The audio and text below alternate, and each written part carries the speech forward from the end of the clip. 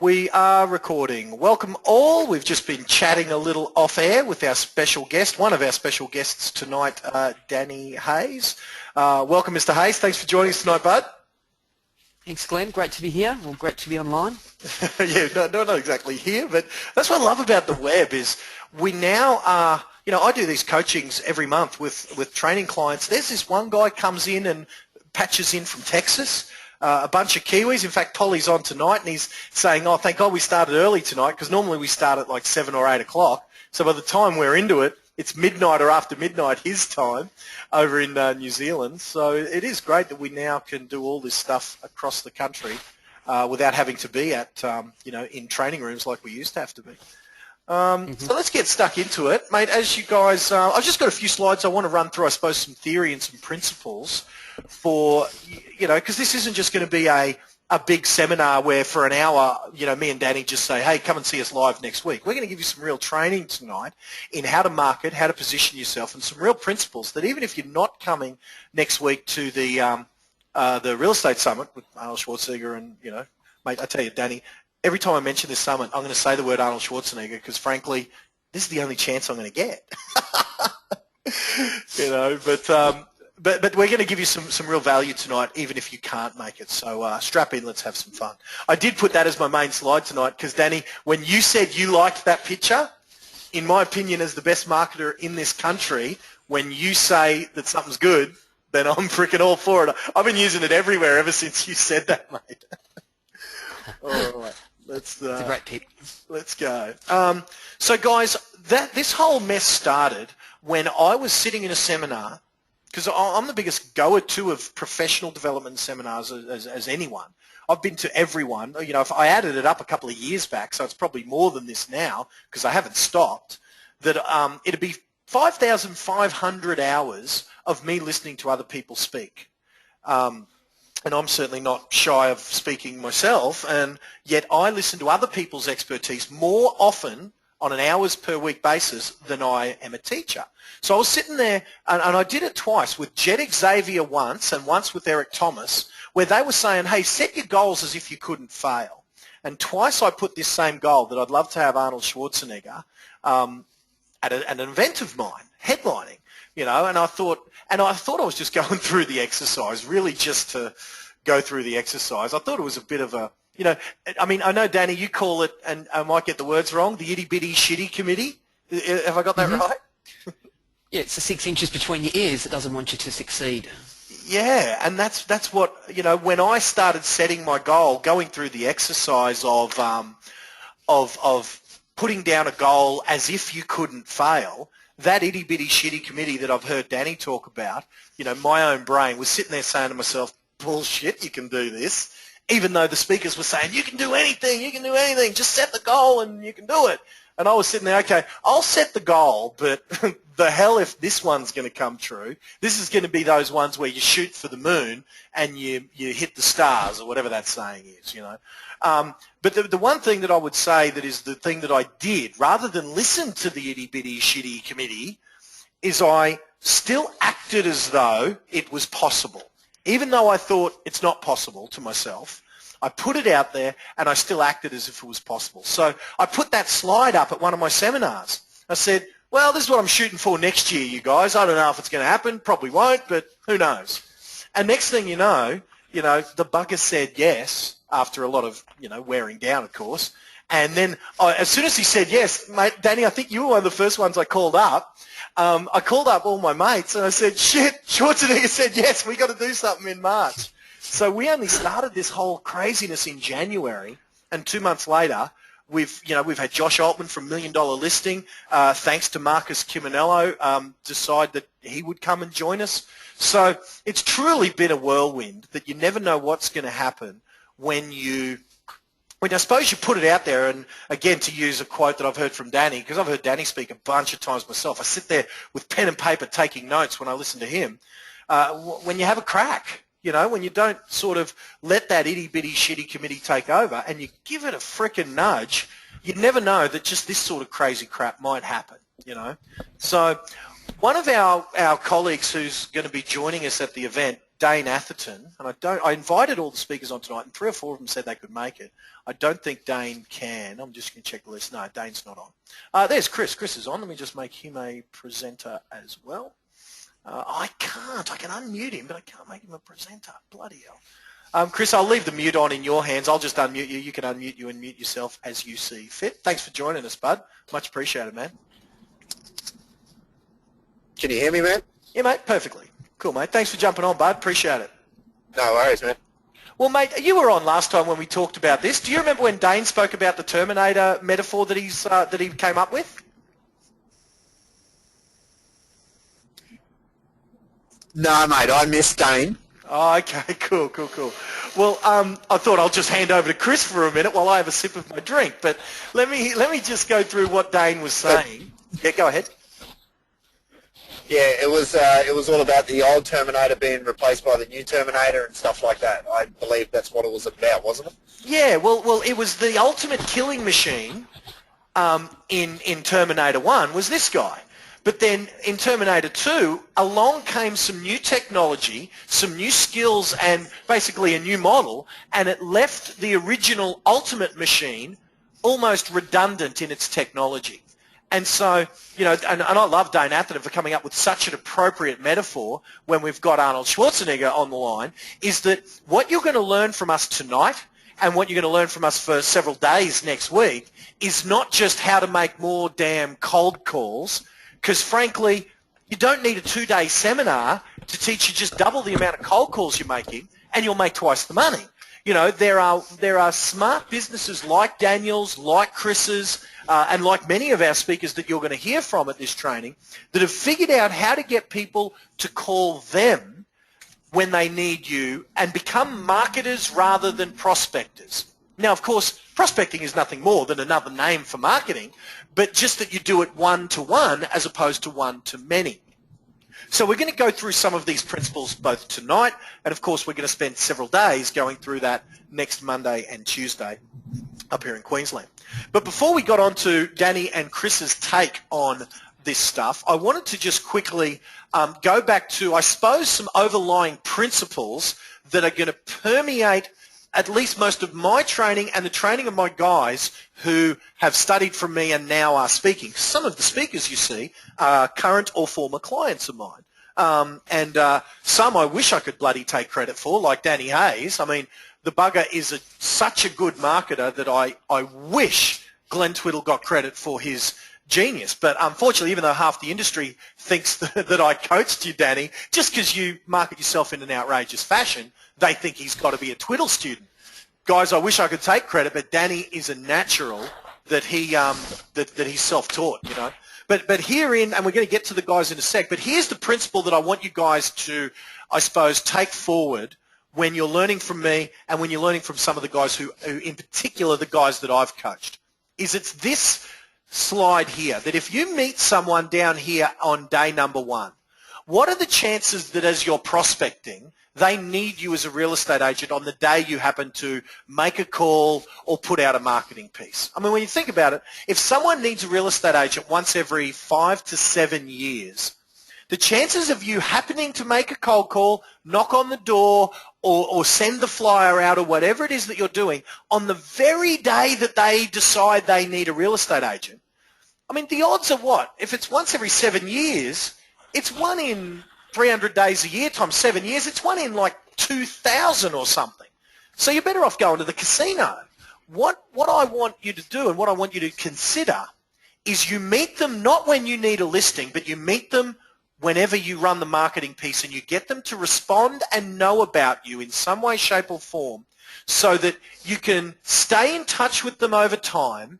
And over the course of a year, they might hear from you 12 to 24 times in different media so that you wear them down. You know, I tell this story about my luck with the ladies, so to speak. And I think many people would agree that for those people who've known my partners over the years, that I have been punching above my weight for my entire life. And certainly it's no less true now than it was when I was a teenager. My whole life I've been punching above my weight. And I can't remember whenever I've had, if ever, I've had a one-night stand. Because they don't instantly look at me and go, Jesus Christ, I'll have some of Glenn Twiddle. He's gorgeous. I have to wear him down. So similarly, you have to do the same thing in your marketplace. You can't just meet them and then get a listing the next day because, frankly, they don't think real estate agents terribly highly. And we're going to get Danny's opinion on that in a moment. So that's one of the principles that I want you to do. And I sum it up in 3 overall points. Be someone, meaning you need to be someone who's a marketer who can get attention in their world. You need to make an impact and not be what I call professionally invisible. And most real estate agents, unfortunately, are very, very professional, but in the eyes of their consumers, they're invisible because they all look the same. So when you're learning from Danny, when you're learning from Chris, when you're learning from the speakers in a couple of weeks, I want you to be on the lookout for how they are fulfilling this bullet point, which is be someone. And the next one is be somewhere. So what that means is it might be Chris in his newsletter or his sold flyers that he delivers so often that he absolutely, based on some Matt Steinway training that we did, he saturates his area with letterboxes. I know Danny, I remember, Danny, you were telling me once you did like 200,000 flyers or something and just dumped them all over Geelong. You were everywhere. Or I went to Geelong recently and you see the sides of the buses, you see the hot pink signs. Be somewhere means use media, different media, to get your message from you to your clientele. And the next overall line principle is do something. So what that means is take action, massive action. Don't just sit around and wait for the perfect opportunity, wait for all the ducks to be lined up, wait for it to be perfect. A saying I get quite well known for is don't let perfect get in the way of done. So there's some 3 principles that I guess I just wanted to start with. And so before I move on to some other more specifics, let me just sort of, cut to our brains trust here. So, Danny, what's your take on those 3? Be someone, be somewhere. Have you got anything that you'd add to that? Because I certainly see that you live by those principles. Well, it's sort of how long's a piece of string. Yeah, it's a really it's a long question. answer, I know. um, Let's start with be someone, mate. How do you take the outrageous nature of your marketing and justify it in the eyes of your consumers? Glenn, it didn't start with outrageous marketing. I just want to point this out just to be really clear. Mm-hmm. A rookie can come into real estate and think that they're going to create some outrageous marketing and get noticed. If that's not underpinned by things like, ethics and incredible work ethic, enthusiasm, passion, credibility, your word, if things like, great service, if it's not underpinned by that, you simply look like a fool. I guess I'm able to do some outrageous marketing, year 2, year 3, year 4, year 5, now year 11 into my career, because we can back it up with the results. So we get to be a bit cheeky because we can say, well, we sold 46 in February, more than any other business in Geelong. And I just ran an ad on that as well. So I just ran that ad last weekend, another full-page ad, and it was a cheeky ad. It was a girl biting into a record, saying that we break records. And again, I've consistently done that for 11 years in my career. So I used to do it with myself. Now I do it with my business. Now I help I get my team members to do it. So it's been consistently. It's not that I've just all of a sudden run a full-page ad. I've done it every fortnight, every 3 weeks for 11 years. And when you launched the Hayeswinkle brand, you certainly took that full page. Well, it wasn't just one full page, is it? Tell us about the launch using that principle in mind. When you launched Hayeswinkle and you went from a major to Hayeswinkle, you smashed that thing, didn't you? Yeah, we only launched with 44 full pages. It only took me 3 years to pay off the Geelong Advertiser, but it was worth it. We went big. We went all in. I had a big team at the time, and as any principal, well, when you change, not only we had the #1 Ray White office for transactions in the state, so some people might have thought it was foolish.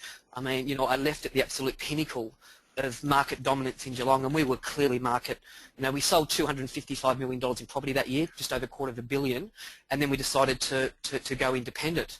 I had a team nervous looking at me, thinking, what is this guy doing? So, me and Michelle Winkle, we had to invest. We invested every cent we had into branding. We had to get noticed straight away, and we did that. Definitely. And Chris, based on, I mean, you like me have watched Danny. You've taken on some principles from me. You've learned from everyone, haven't you? How has those 3 bullet points, that be someone, be somewhere, kind of permeated both Chris Gilmour's career and All Properties Group?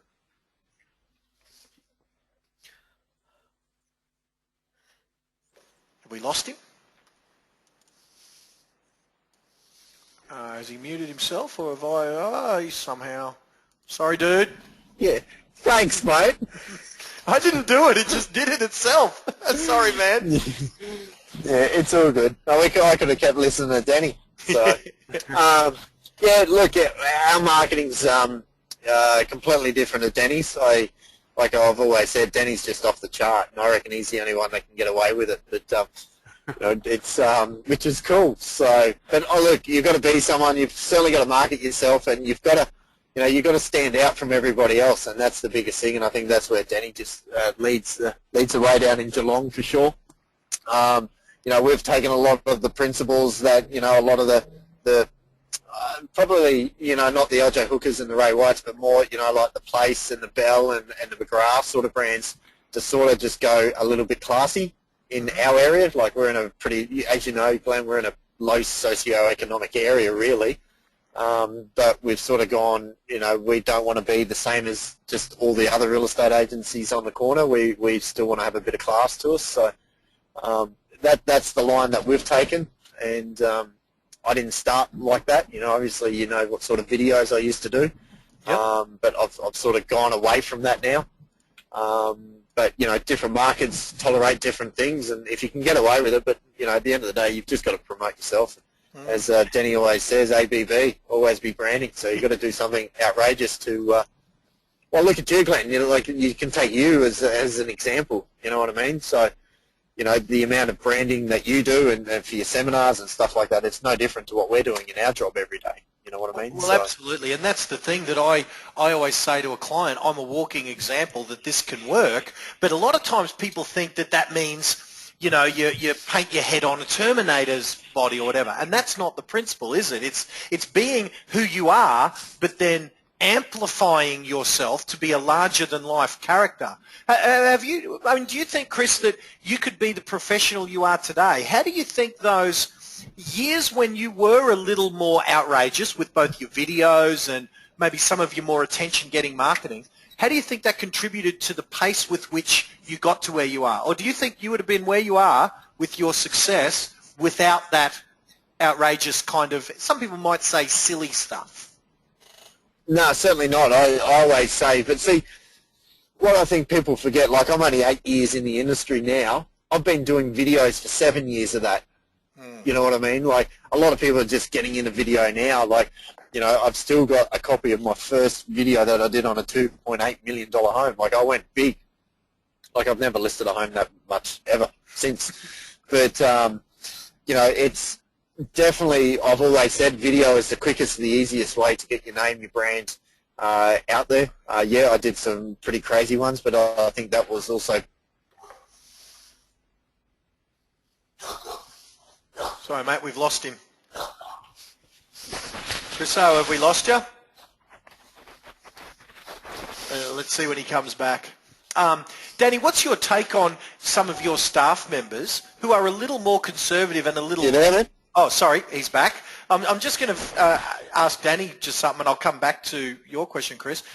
Danny, based on what you've seen with, some people want to go further, some people want to be more conservative, how do your, less outrageous folks fit in with an attention-getting culture like you guys have got? Or do you just repel those that would be fitting into that category?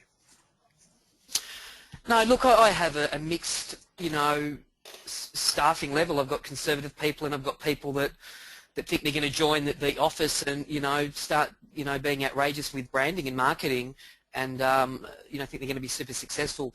It's true what Chris said. It's all about your demographic, and you got to understand the average commission in Geelong. It's $7,000. Average sale price is about $375,000. It's a working class town. The average income in Geelong is $49,000. So, yeah. I mean, I have a diverse. I've got a good cross selection of people that work within the business. But I see my job really, and I don't want to sound too much wanky here, but it is just to give people a great platform, give them wings so they can fly. If they want to make it all about them, I really encourage that, because that's the thing that really propelled my career forward. I mean, I used to get in trouble with the franchises because it was all about Daniel Hayes. But I knew that Daniel Hayes was the brand. People wanted Daniel Hayes. They didn't want the franchises. They wanted the individual agent, and any good agent knows that. Yep. Even John McGrath. I mean, John McGrath owns McGrath, and yet he says that the brand at the bottom of the sign, i.e. you, is more important than the brand at the top of the sign, i.e. McGrath. So if the owner of a brand gets that, then I think there's certainly something in that for all of us, no matter whether we're with an independent or we're with a brand or whatever, that it's certainly going to be about you. But Chris, you were saying we did lose you in the middle of your last sentence, bud. Yeah, sorry, man. Someone decided to call me. How rude of them. Understood. How rude. So, but yeah, no. Look, it was a good point that Danny just made. His average com's $7,000. Like mine's around 20. So it's a complete different marketplace. So, so it is very critical that you've got to pick the right marketplace to to do it in, because it could have a different effect. If you go out all outrageous and they're all 80-year-old people that don't understand it, it's going to have so you really got to pick your markets. So definitely. But yeah, what else were we talking about? Yeah, I had cool. to take a call. Well, the next thing I suppose was your use of various media. So, that's right. Yeah, video. Yeah. So tell us about, Chris, what media someone sees Chris Gilmour in, and Danny, have a think about this as well, because I'll ask you the same question. How do you communicate your message, Chris, between Chris Gilmour's brain and the eyes and ears of your community so that you get your message across? What are some of the various media you use, and how do you use it to tell your story? Because there's been a million training sessions on cold calls and on door knocks and all that. What are some of the things you do, bud? Well, the three things that I don't do is cold call, door knock, and newspaper. So obviously we're very big. Obviously in our area, in our farm, in what we're doing, we're always, every week there's something in the mailbox for them to read, something that's going on in the community. So we're very big on that. Mate, I've just brought, just today I just got another 4 bus stops. So I think bus stops are absolutely gold. I don't know why I drive past so many empty ones and just in areas that I don't work, just going pure advertising there. They're dirt cheap. They're there 24 hours a day, 7 days a week, and if they're driving by a signboard, then driving past your bus stop or whatever, So that's definitely one thing. But video has probably been the number one thing, mate. To be honest, it just catapults your career completely. We had this discussion, I think, off air last week when we caught up, Twids, that if you're perceived or being watched on a screen, you're perceived as being an expert because they're watching. A sort of like celebrity sort of style person when they're watching the TV. That was probably the biggest thing that I took away from that half an hour we spent last week, mate. Mm-hmm. If they're watching, they look at John McGrath. He's the celebrity. He's on Shark Tank. He's on the block. But he owns a brand. You know what I mean? So yep. He's perceived as the industry expert. He is the man of real estate in Australia. So a lot of that with what I do in my business is a lot of video, a lot of social media. People obviously who are friends on social media with me will see my videos just go up. It's the quickest and the easiest way to get your name and your brand out there is 100% it's video. I've got no doubt it is. We would even do, if we did like a crazy video, we'd put them on to burn them onto a disc, and then we'd letterbox drop the disc. Yep. Not a flyer, not a piece of paper, letterbox, a DVD. Yeah, it costs a little bit more, but the message is just so much more powerful, and things like that. So, but yeah, the three things I don't do, mate, is cold call, door knock, and newspaper, but pretty much use everything else. that's available. Yep, cool. And so, Danny, same sort of question, mate. What sort of media do you use to get the Daniel Hayes message from your evil genius mind into the eyes and ears of your consumers? It's interesting listening to Chris. I mean, that was so good. I mean, what he's doing is he's investing in you know, like a lot of people wouldn't do those DVDs up and drop them because they would say it costs money, and this thing is all about investment. So for me, look, I'm a very visual. I guess my brand is a reflection of myself. I haven't sort of looked at other brands and said, well, I want to be like them or copy that. I've just done what I thought was best because ultimately I'm paying for it. So I'm very visual. So things like, you know, the bus wraps, so you know, they're 16 hours a day around Geelong. We bought 4 Vespers with trailers on, and we have them towed around Geelong. So I'm getting very visual. I try to do a full-page newspaper ad in the Addy because it is, you know, it's got a good coverage, at least every second weekend. I'll tell you something interesting, Glenn.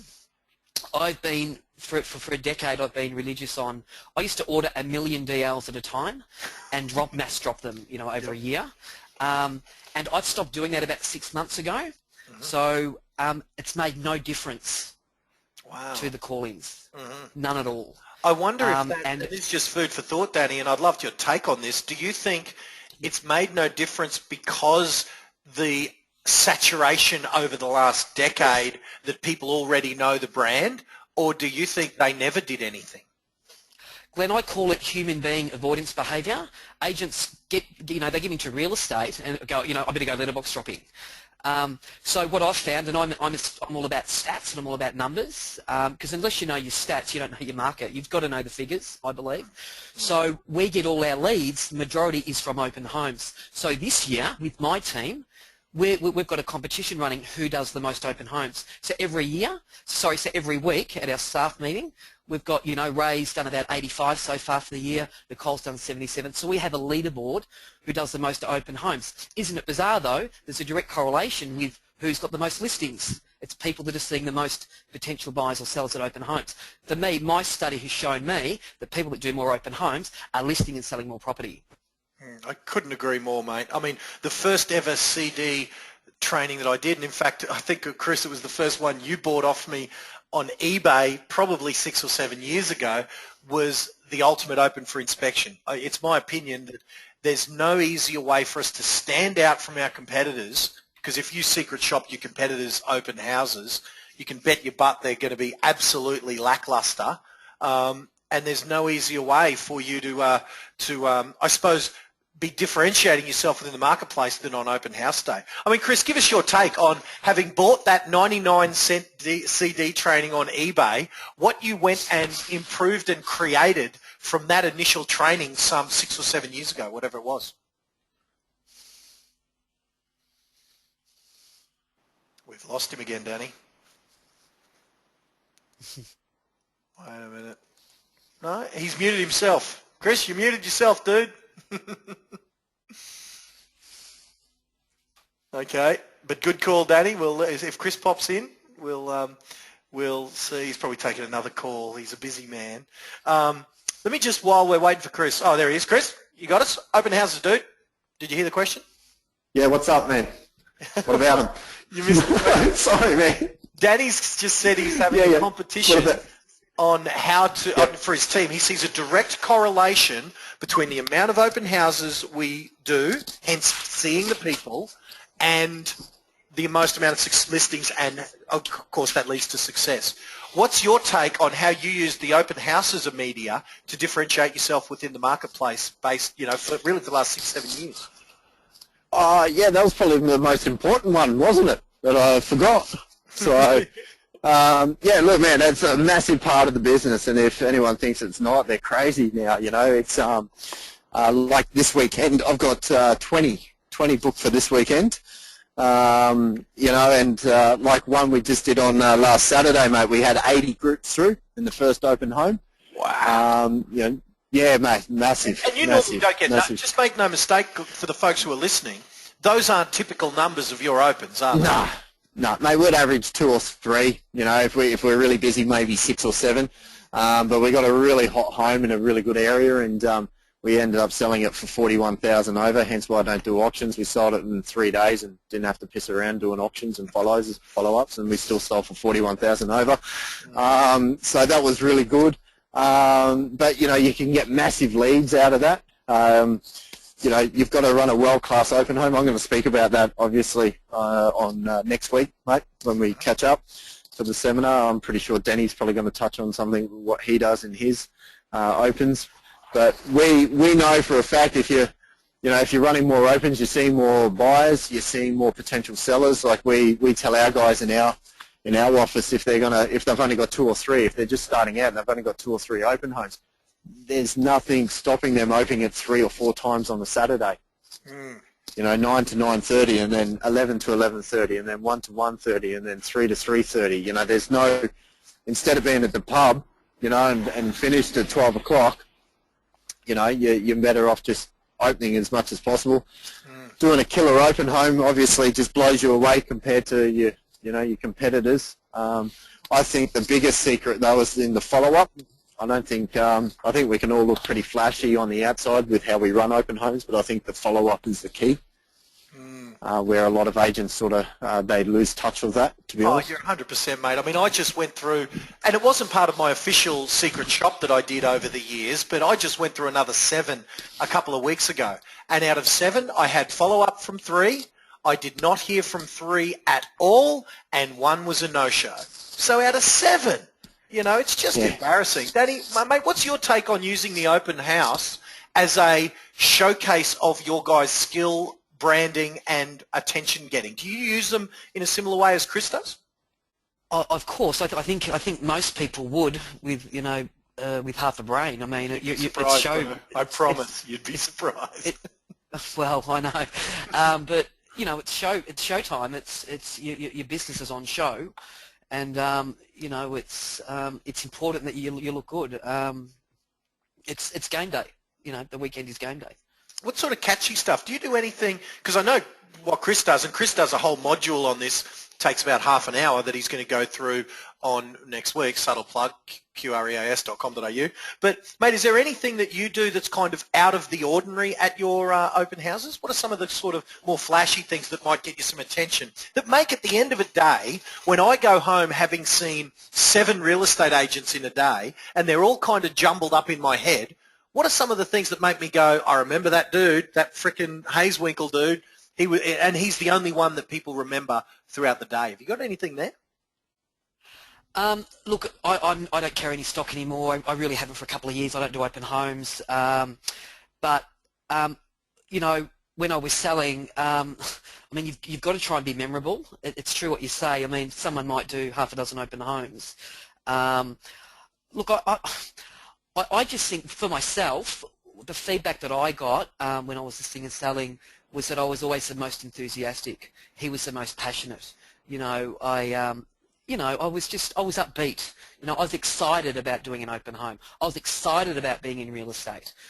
I've been to open homes too, and it's like you've entered a funeral parlour.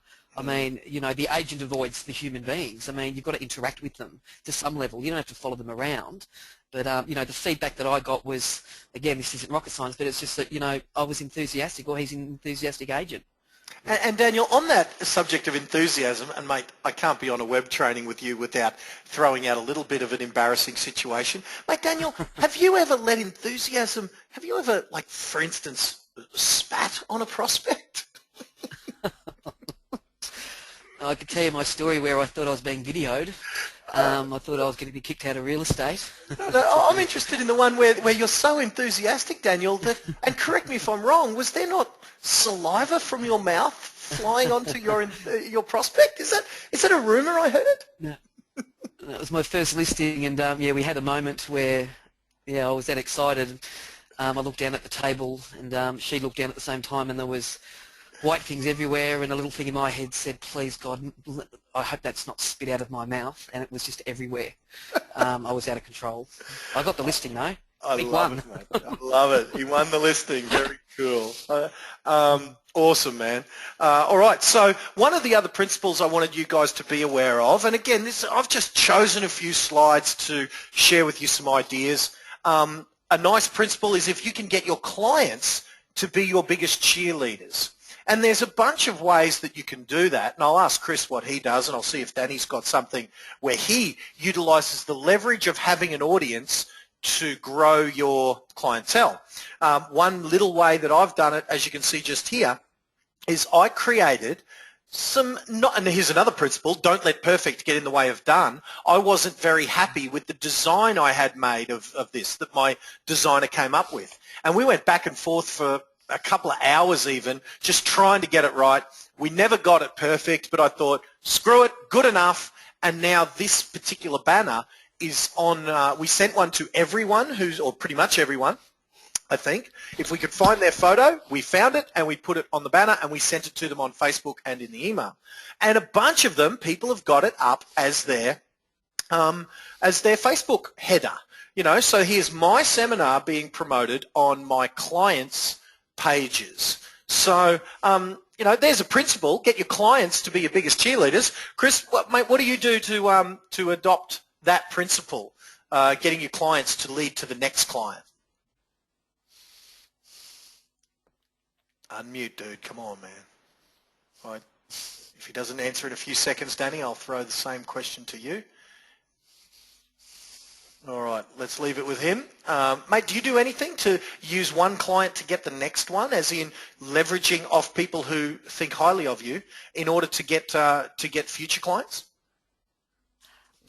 Probably not directly, Glenn. I mean, I think you do it really well. I probably try not to be too obvious. It's probably a little bit like my marketing. I mean, I don't put stuff out there that says, you know, would you like a free market appraisal? I might put something out there like that says we're ready to put your property on the internet. So I'm probably not offhand, no. Sorry, that's the great answer. Well, I mean, one of the ways that I know Chris would say, and he's off making $1 million, he's probably on the phone negotiating a contract or something. Chris, turn your phone off. Is I know that Chris has certainly adopted the use of video testimonials in his marketing. Many of my clients, I consider it one of the holy grails of marketing. That if you can get your clients to on video endorse you, it's certainly very, very powerful. But Danny, you were going to say, have you done that particular strategy? Yeah, I have. And and I was just thinking of something we do. So after every contract goes unconditional, we send out a client testimonial to both, and this happens automatically. This is an automated system within the business. We probably started it 18 months ago. We send out a questionnaire and they fill it out on the agent. So, you know, how did you find Hayes Winkle Agent on a scale of 1 to 10? You know, and it's just a bit of a survey, and we get those back every week, and that's really, and the guys collect those, so they then take that out, and they collect their testimonials or their letters, their real letters, and they build on those. And you know, we get testimonials and things like that, but that's been a really great thing for the business. It's just that this morning Tuesday, we had the sales meeting, and there was about 7 in, where people actually enjoyed to fill them out and tell us about their experience they had at Hayes Winkle Agent. And it's great for me to read that out as the principal in front of the whole team. You know, like Grace, for example, had 2 glowing, glowing references. So the guys use those to try and win business. Definitely. Well, I'd just say to you, Danny, is mate, you've got some great videos in your business that I've seen. You know, when you kicked off Hayes Winkle Agent, there was the mini rolling around and all that. I would just throw to you, mate, if your guys like getting them on the written testimonial, I tell you, mate, it's almost like if ever I have someone giving me crap, you know what I mean? And I get them. I get people that just hate me because I'm so prolific with my marketing. Mate, I just go and watch 15 minutes of other people on video telling me how great I am, and mate, it's best therapy you could ever want. So I really would suggest the power of video is it trumps the written word, that if you can find a way to get your those same people who are writing good things about you to speak down the lens of a camera, you'll certainly be doing yourself a favour, mate. Yeah, look, it's an area that we definitely can improve on. I totally agree. I think it's a great idea. Cool. All right, last thing I want to just touch on before we see, is Chris back? Where's Chris? You back yet, man? Mr. G? No. All right. Adding to that last principle is borrowing, or he is back. He is back. There you go. You missed the last slide, man, but let me just see if you've got an answer for this.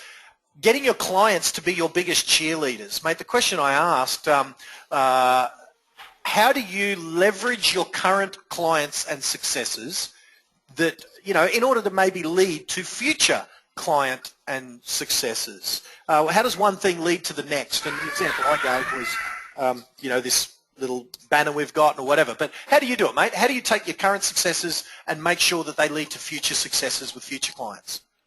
Mate, I do what everyone does, obviously. Just use written testimonials. I find it really hard, mate, for getting people onto video.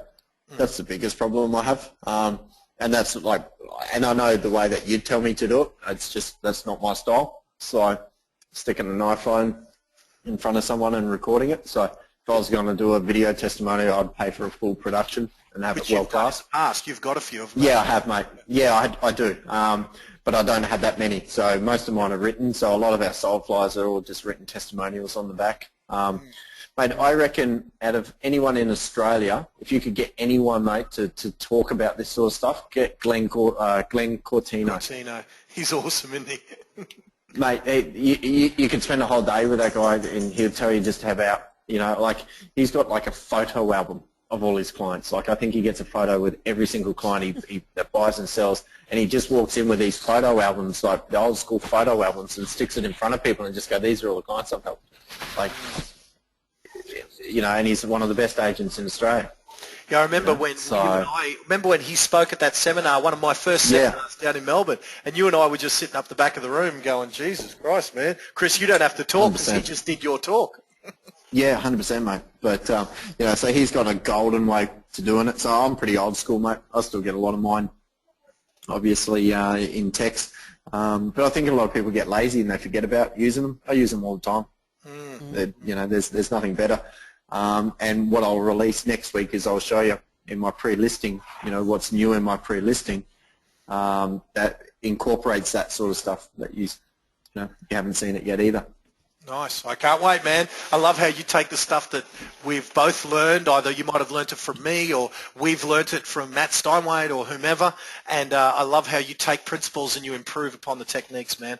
Very cool. All right, last principle I just want to quickly touch on is something that, you know, it's top of my mind right now, is borrowing or renting credibility. So who's got it and how much do they want for it? And of course, case in point, you know, Josh Altman, probably one of the most famous real estate agents in the world because of his TV show $1 Million Listing, you know, how do you get it? You know, why do I get these photos with these guys? Because I am borrowing their celebrity and their fame. So I'm interviewing them whenever possible, you know. Now, by the way, just for those of you guys who don't know, that is the set of $1 Million Listing. Josh did take me around and showed me some photos, some houses in Hollywood, and the cameras did follow us. So, yes, in the next season of $1 Million Listing Los Angeles, you're very likely going to see one of the episodes with a slight Australian flavour. But why am I doing this? Yeah, of course it's a bit of an ego trip and I get to, you know, have a head swagger and say I'm the man. But it's me borrowing these guys' credibility. You know, hanging with Marcus Ciminello, who did $330 million in volume in 2014, why would I move hell or high water, fly all the way to Melbourne just to interview him? Now, I tried to double up on my time effectiveness by going to interview Danny, but Danny wasn't available. But why would I do that? It's because I'm borrowing their credibility, none more so than Schwarzenegger. Why are we doing this? Yes, it's a lifelong dream of mine to even meet him.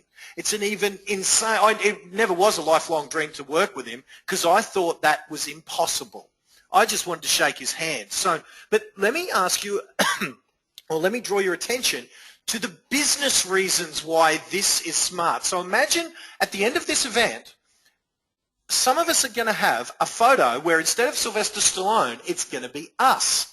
And that photo, do you think I'm just going to have that on my wall of my bar and tell my friends about the glory days when I met Arnold Schwarzenegger? Or do you think that I'm going to use that to borrow his credibility in the marketplace for freaking years to come? You know, and that's the key, is Arnold does have a price tag and we paid it. So it's about me buying Arnold's credibility, renting it, not buying it, renting his credibility for 3 hours or whatever it is, and then us trying to find a way that we can, both myself and you guys, because there's 100 odd of you guys or 70 odd of you guys who are going to have the same opportunity to get a photo with Arnold, whereas instead of Sly, it's going to be you. And you should write an article for the front of your newsletter that says, where it says, an article by Chris Gilmour with the photo of Chris and Arnold that says, what I learned, 7 tips to success that I learned from Arnold Schwarzenegger. Now, let me ask you, what article is going to be more read in your real estate newsletter in your marketplace? The one about the interest rates staying the same for the 17th straight quarter, and or that article with you and Schwarzenegger? You need to start to think of yourself as a media, not as a real estate agent. So that's the last principle. Who's got the credibility and how much do they want for it? And case in point, that's exactly why I'm doing this event. Yes, it's a dream come true, but there's also a financial payoff for both me and for you guys, that when your community sees you with Arnold, there is an inherent credibility transfer that comes with that association. So, Danny, just on that, I know that's a principle that certainly they don't teach at Real Estate 101, but have you got any comment on that? I mean, is that why you pretty quickly said, yeah, I'll come up and do this event with me? I'm just thinking, could have they airbrushed that photo of me anymore? Anyway. Danny, stay on point, dude. Look at those white shiny teeth. Sorry, I'm sidetracked. What was the squirrels? Sorry, what was the question again, Glenn? On borrowing credibility, is that the reason that you were so, I suppose, enthusiastic? Because, mate, by the time I even half-asked, I did have to ask you a couple of times, because I know it's a bit of a pain for you to get up here, and I know there's some expense, but is that why you're going to the expense of flying up, bringing your team? Is it because of that borrowed credibility of someone with a global 30-year brand like Schwarzenegger? Well, do you want me to answer this honestly? Please, yeah.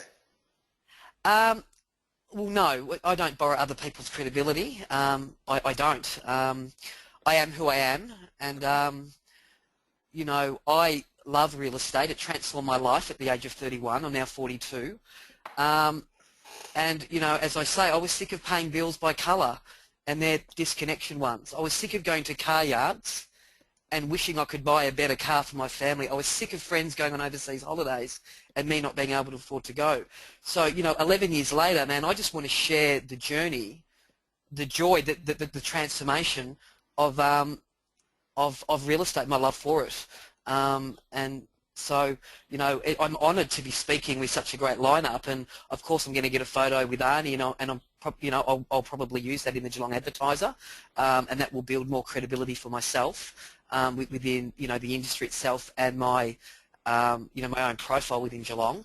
But no, I don't. Well, I haven't. I haven't really done that. So it sounds like, even though you know that it's going to be a byproduct, and guys, this is how you know that we're just shooting the breeze here. This isn't scripted. We're by no means, this isn't a scripted presentation.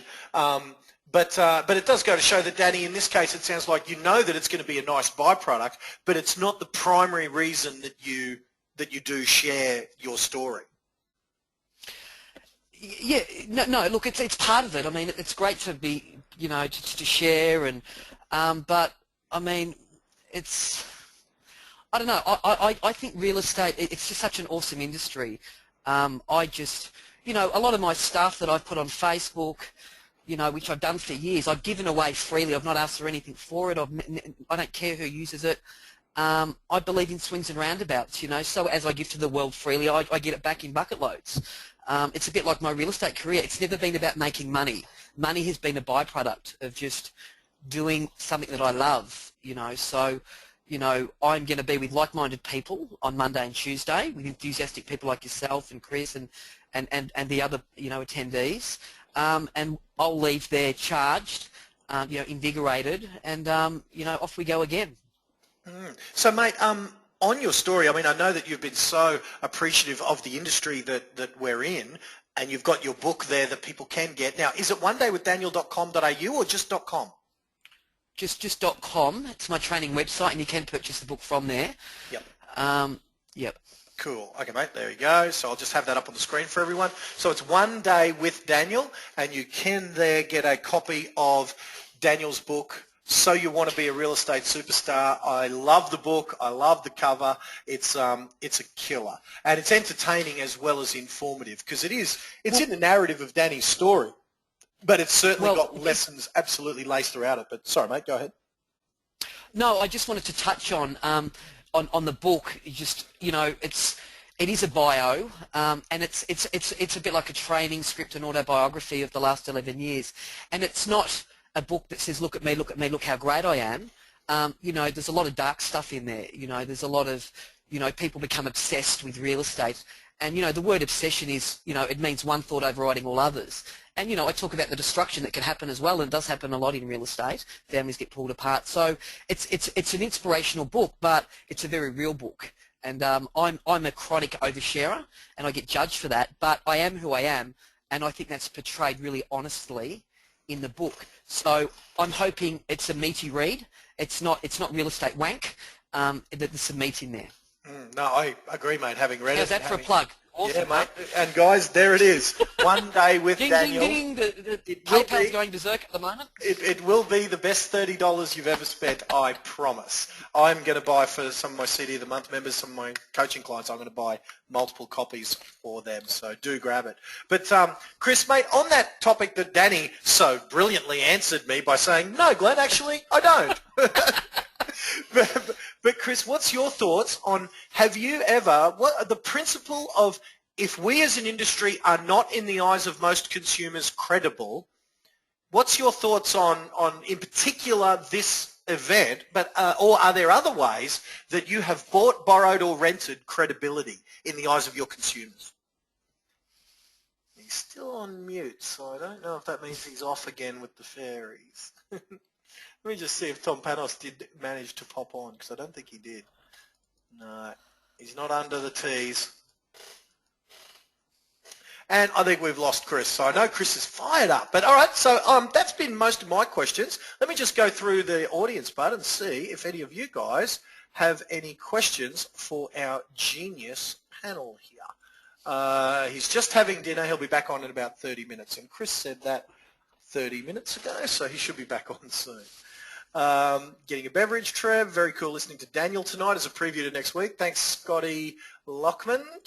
Back in 20 minutes, man. Scott asks, does Daniel do video now? Danny, do you do videos for your properties as yet? Yeah, the guys, we've been doing those for years. We don't do them on all, but, it's up to the guys what they want to do.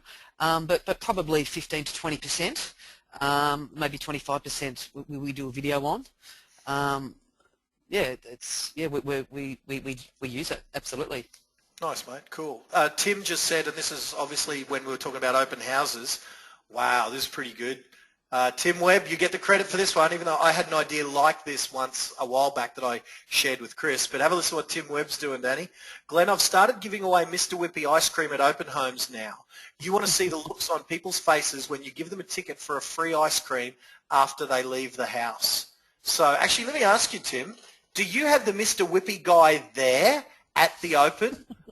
Or do you just make them track down the Mr. Whippy? You got a microphone, Tim? I think you're on, mate. Can you talk? Can you hear me, mate? Perfectly, bud. Tell me about the Mr. Whippy strategy. Sounds like a winner.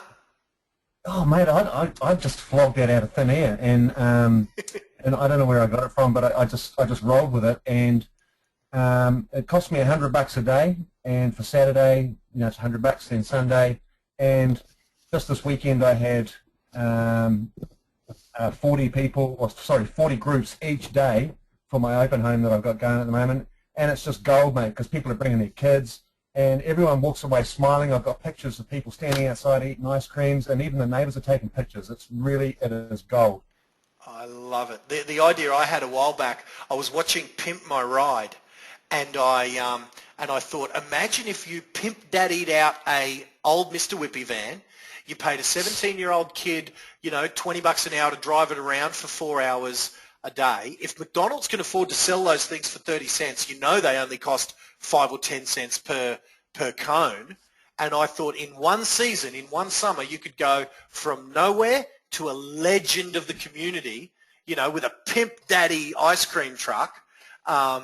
and imagine, they'd be following around the Tim Webb ice cream truck with a trail of kids streaming behind it. I still think it's a winner. Significant investment to pimp out the truck and get the permits and all that stuff. But Tim, what you've done, mate, is a nice, affordable next best thing by hijacking the guy who's already got the Mr. Webby. So it's almost like you're doing the same principle. You're hijacking, I suppose, the fact that someone else is respected and liked within the community with a bribe of ice cream.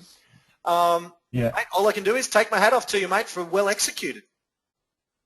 Yeah, thanks, man. No one else is doing it here, and it's. I'm just going to keep on with it. It's fun. Yeah, cool, mate. Where's here? I know it's NZ, but where? In Auckland? Yeah, okay, cool. Cool. There you go, Danny. What do you think of Tim? It's a great idea. It's a great, it's, as you said, it's great fun. It's a great idea. Cool, mate. Danny, another question for you. Do you or your team, because I know that you're mainly a non-selling principal, so you don't, well, it's your belief, Dan, and just give us a short version of this. You don't believe in selling yourself against, I suppose, you see it as being kind of against your own sales team? Is that your philosophy on why you don't sell yourself that much? Yeah, it's a great topic, and I've certainly got an opinion on this. Yes, you do. And look, people won't agree. Some people won't agree with what I'm saying. But, for 5 years of my life, I wrote it off, being a sales agent. And I see principals of businesses today, in their 50s, in their 60s, in their 40s, working Saturdays and Sundays with their suit and ties on. And for me, as a business owner, I find that unattractive today. I want to run a business. I don't want to be the business. And a guy said to me, 5 years ago, I was writing the majority of the fees in my business, around 700 grand. This is in the early days. And he said, Danny, if I took you out of the business, what would your business look like in 6 months' time? And I said it would be non-existent. So I wanted to create a proper business where, I work a 40-hour week. I don't work weekends unless I've got to do an auction. And I have a much more balanced life because I've had the other life, the manic 80-hour a week, 100-hour week life where you don't see your kids and you get divorced and all the shit that goes with it. So I just, yeah, and not only that, I don't want it to be about Danny Hayes. I mean, my profile was massive in Geelong when I was selling, and I want to give up. I've always, I was a social worker before real estate for 11 years, so, I really enjoy, and I say this from the bottom of my heart, I love seeing new people come into the real estate, and I love watching them list and sell their first home, and I love watching them write 100 grand a year, and 200 grand a year, and 300. I mean, that for me is a buzz, and I want to do that more. That's the kick for me. That's the kicker.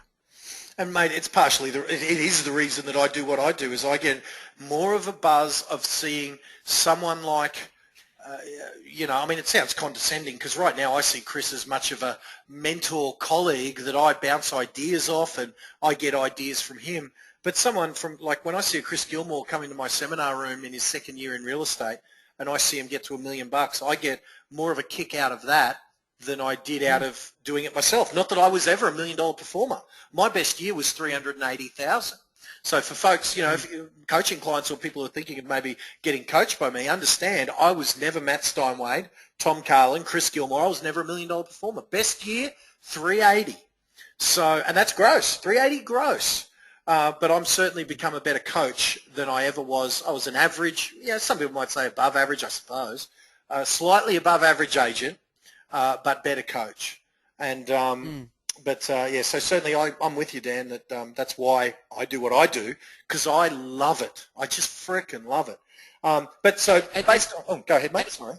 And I'm sure, Glenn, there's agents that own businesses that love to list and sell and want to keep doing that for the rest of their life, and that's fine. That's just not my journey anymore. It's changed. Yeah. My listings are my people, are my team. and that's what I want to try and recruit. You know, I work on recruitment every single day.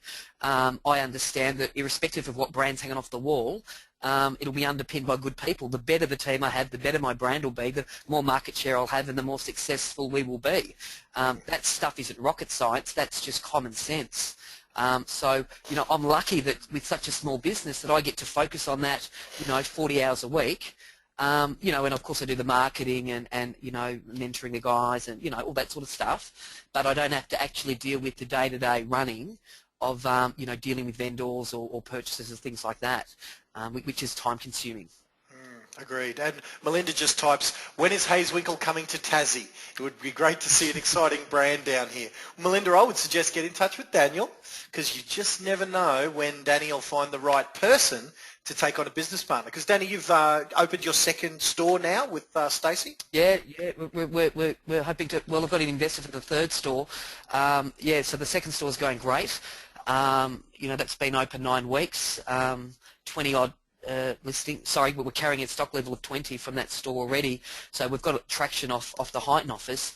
But the thing that I find, Glenn, it's hard to find staff. I mean, it's just, I don't even want people with experience, but it's just hard to find people that are motivated and are a little bit savvy, that actually want to have a crack at earning, you know, several $100,000 a year.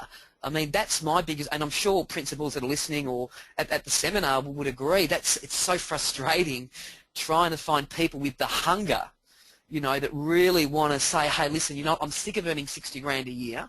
You know, I nearly employed a guy. I gave him a job from the gym I work at. He's a great guy, and you know, he would have taken a 15 grand a year pay drop to join my team, and he was nearly there, but at the last minute he pulled out because he didn't want to risk it.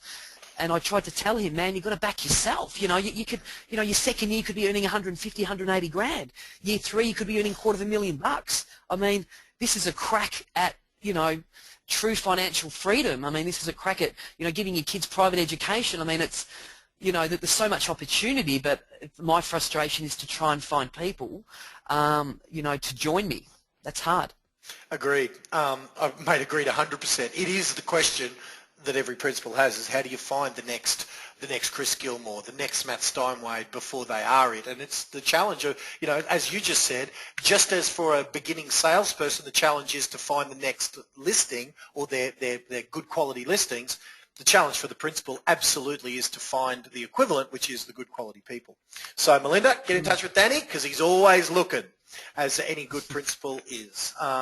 So the question that I was asking before, Danny, about, you know, underpinned by the fact that you don't do this yourself, but the question is, does Daniel cold call or door knock? So really the question is, do you, when you're coaching your team, Danny, endorse cold calling or door knocking? And if so, what sort of things would they say using those strategies? So the guys have PAs. So my culture in my team is I always had an EBU, and so most of the salespeople, it's not a big team. There's about 25, 26 full-time staff in the business. So some of them have people that just, you know, cold call, or we don't really have any door knocking done. I never did it. I don't like it. I think it's intrusive. But sorry, what was the? Yeah, do you endorse cold calling or door knocking? I'll draw your attention back to listing number 1, though, Mr. Daniel Hayes. Tell us about listing number 1. Well, yeah, I mean, of course, I mean, it was a for sale by owner, and absolutely. I mean, look, I call it looking for signs of life. And, you know, it's not hard to get listings. People think it's hard. People think there's a magic in real estate. And that's the biggest myth. There's no magic. It's just common sense. If you're going to drive around your area, you know, you're going to see signs of life or signs of a listing opportunity. So that sign might be a for sale by owner. It might be that there's been a Barry plant board there and it's been up for 9 months. There's a good chance that the vendors are over it and probably want a fresh approach. You know, there might be a mini skip out the front. There might be a gentleman painting a fence. You know, there might be someone, you know, painting the house or renovating. There might be a development site going up. I mean, these are all signs of life. I mean, when I was listing and selling, you know, every bit of sign of life that I saw, I went and spoke to. I physically went there. Every person, you know, I went and talked to every single one. And, you know, that's how you list 141 listings in 18 months, in your first 18 months. By just looking for, not being a superstar in the office, but I was a superstar in my patch, and that is where I lived. So, you know, there was no emailing. It was all face-to-face. It was looking for signs of life everywhere. And you didn't start bulletproof, did you? Like, you know, I've heard your story, I've read it, that you were scared to death to walk up that driveway that first time. And then it worked out though. Well, Glenn, what I did was, I mean, you know, and I'll talk about it on Brisbane, it's in my book, but, I mean, you know, I went out and bought an Audi. I'd never owned a good car. I got into debt. I mean, I bought some suits. I mean, I was feeling like I was a superstar before even day one. But, I mean, for me to knock on that first door, you know, I started in real estate on the Monday. On the Wednesday, I door knocked my first house. I mean, I drove past that house 3 times. I mean, I thought I was going to be reported to the police for being a stalker. I thought if I door knocked it, they were going to tell me where to go. Then as a result, I'll tell them where to go, and then I thought I'd probably get into an altercation, arrested and kicked out of real estate day 3. I mean, because I'm a fiery guy. I mean, that's what I thought was going to happen. And because my head said, don't door knock it, they're going to think you're Bible bashers, and they're going to, you know, and of course the itty-bitty shitty committee, there it was, don't do it, don't do it. And even the sales staff back at the office said, don't door knock it, it's a waste of time. But you know what I did? I did door knock it, and what happened was, again, I proved my thinking. So as a result of the action, my thinking changed because I listed the property the next day, and I sold it the following weekend for $7,000 above the full asking price. I made $2.5 grand in my first 10 days in real estate, and a voice in my head said, how long's this been going on for? Because I've been missing out. This is easy. Yep. And if you're prepared to do that, if you're prepared to have a bit of gall about you, you're going to make a lot of money. This stuff isn't rocket science. There's no magic script. You know, people say to me, Glenn, they go, what's in your pre-listing box? Oh, tell me, what material are you dropping? Oh, tell me, what script did you use? You know, it's like that they think there's a magic. Yeah. There's no magic. There's just common sense and a level of enthusiasm. You know, and walking through the fear. You know, when my head says don't do it, I've got to ask it a question, well, why the hell not? You know, why can't I, you know, who says I can't do it? You know, so I fight it. That's the internal fight. That's the first fight you have to being truly successful in real estate. It's the fight with yourself. And people that don't want to self-promote and don't want to market, you've got to get over the fact you are a marketeer and you are the brand. And you've got to promote the crap out of that if you want to be successful. Now, I didn't want to do all this stuff and earn 80 grand a year. I wanted to earn $1 million a year, you know. So I went to any length to become super successful, irrespective of what my head told me, you know, and then I'm still on that journey. Beautiful, my man. It's a bit of a rant, wasn't it? Yeah, I love it though, mate. I'll tell you, I've seen you... I need a brick wall that I need to run through right now. Yeah. Well, my question to you, mate, is what's your take on, you know, you've seen a bunch of these guys speak before, maybe some of them you maybe have only heard of, but what can people expect from both your talk at this event next week? Now's where I'm not going to be ashamed in being self-promotional. We got to, you know, if there's a few people on this webinar that haven't yet decided to come, guys, you know, jump on board. Danny, what's your take on what people can expect from both you, and then possibly comment on any of the other speakers you choose to? I've probably heard half the speakers speak. Look, it's a great cross section. I mean, look, I think it'll be a great event. I mean, I'm really looking forward to it. I mean, you've got Dane Atherton. I mean, he's an absolute superstar. You've got Amber Worsham. I mean, you've got Chris. You've got Tom, who I know. You're both Toms, Tom Cullen and Tom Panos. And let's get this out to the audience. You're by no means a seminar junkie. It takes a fair bit to impress you in a training, doesn't it? Yeah. Look, I mean, I guess. Yeah. I mean, look, I'm. People don't like it. I mean, I am quite blunt and to the point, and I don't have, you know, time to waste with making people. Yeah, look, I'm fairly pathologically honest. People sometimes find that offensive, but it's held me in good stead. I mean, people know where they stand with me. But I mean, it's a great panel. Of course, I'm going to say that I'm on it. It would be such a great panel if I wasn't there. But no, I mean, look, I'm excited. I mean, some of my guys are coming up, and you know, my kids know that I'm speaking with Arnold Schwarzenegger. I mean, you know, for me, it's going to be exciting, and I want to learn stuff. You know, I've already learnt stuff. You know, just listening to Chris. I mean, you know, you can always, you know, you got to stay teachable. That's the key to success. At my height of my game, I think when you're flying high, and Tom Panos talks about this, and he says it beautifully. when you're flying high and you're at the very, very pointy end, you do become unteachable. Well, that's been my experience. It's until you come down the other side that you learn that it's better to be a bit of an underdog. It's better to stay teachable, have a level of humility. You know, so yeah, look, I expect to learn a lot. It'll be great. Agreed, mate. I'm still, like I said, a student more often than I'm a teacher. You know, I was on the phone today for half an hour, and I don't know if you guys know him, but I've seen him on TV, and he seems to have a great business acumen, and he donated me half an hour just giving me advice on how to pull off a good event. That's Max Markson. Now, I don't know, you know, if he's well known within the rest of the world, but I certainly know who he is, and for him to just call me up and say, Glenn, you want some advice? I was all ears.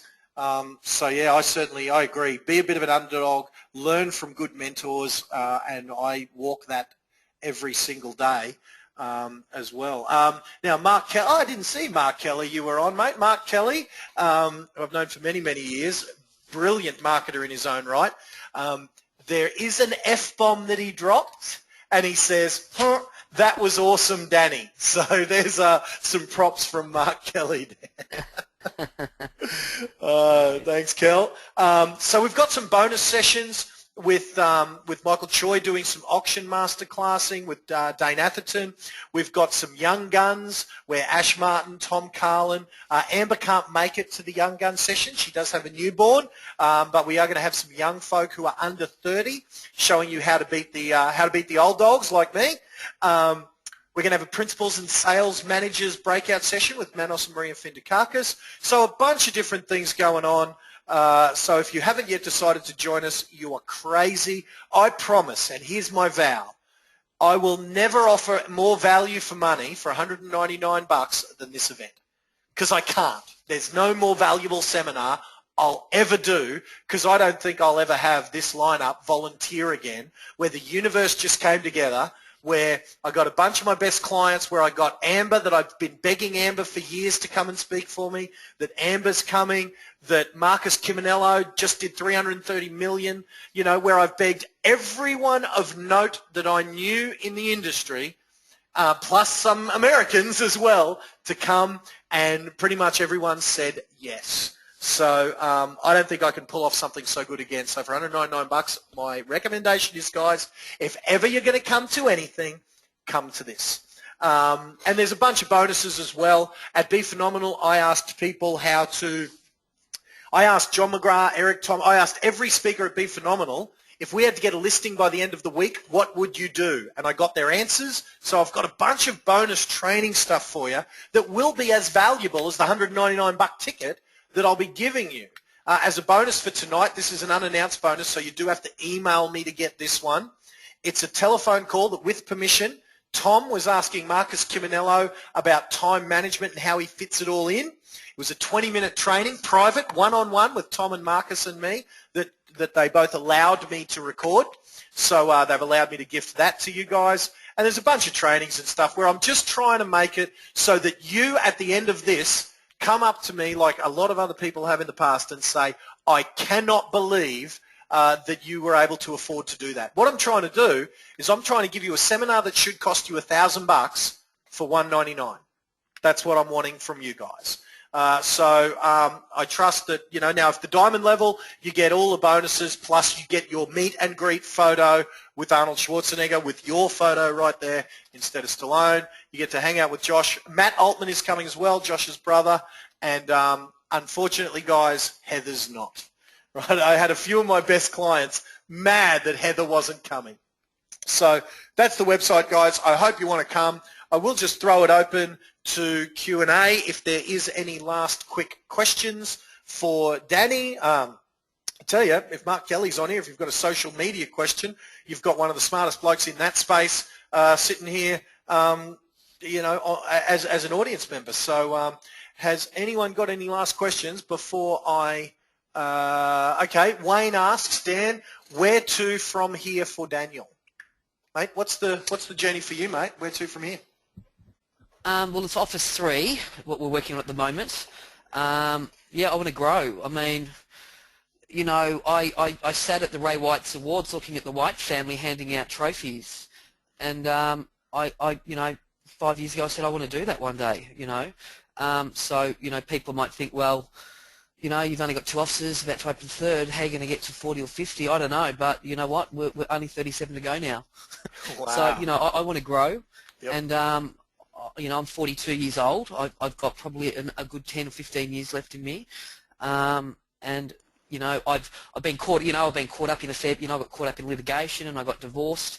That all happened in a 12-month period. That crippled me for a bit, but you know, we're back, and the enthusiasm's there, and a lot smarter, a lot wiser, and I feel bulletproof. You know, I feel that, you know, I don't care what people think anymore. I don't care what people say about me. I'm going to make it happen because, you know, we've all got a number above our head. It's counting down to the day we die, and I don't want to leave any stone unturned. So I'm all in. I'm just going to give it the best shot I can give, and if I come a cropper, I come a cropper. But I just want to have a crack. You can. No one could ever accuse you, Mr. Daniel Hayes, of not having a crack, mate. And I can't wait for your new talk. I've seen your first couple of talks that you've done, mate. You've inspired me, and in fact, and you could certainly say this. You know, you'd confirm this to the audience. When I spoke to Danny about what he was going to talk about at this seminar, I said, mate, you don't have to change a thing, bud, because it's perfect the way it is. But Danny has gone and prepared some new stuff for you, mate. So I can't wait, mate. And you certainly are walking evidence of having a crack and how it can pay off for you, mate. So my thanks for you being part of it, my man. Thanks, Glenn. Pleasure. Really enjoyed it. All right, guys. So on that note, there's a few people just... In fact, guys, I appreciate you guys typing in all the thanks here. There's a bunch of people, Mark, Mel, everyone's saying thanks to you, Danny, for being part of tonight, and to Chris. So, guys, on their behalf, I'll just say you're welcome. But if you do want to express your thanks, just go and tag them in on their Facebook wall, because what that does is it shows their community that they're giving back to the industry. So, guys, that's really the place to express your thanks to Danny, your thanks to Chris for contributing, you know, just a bit of their advice and their mentorship here tonight. Is go and thank them on their Facebook wall, because that'll show their community that they're giving back, that they're a good person, and that'll help them in their social media branding. So much appreciated the love here, but nip on over to Facebook and give the boys some love over there. So, Danny, on that note, mate, we will see you on Sunday when you hit town, and folks, we'll all see you on Monday for what our job now is to bring you the best event that I've ever brought you, and my job is to encourage the speakers to do the same. So, Polly, thank you for coming over from New Zealand to share a couple of days with us. Guys, thanks for coming both near and far.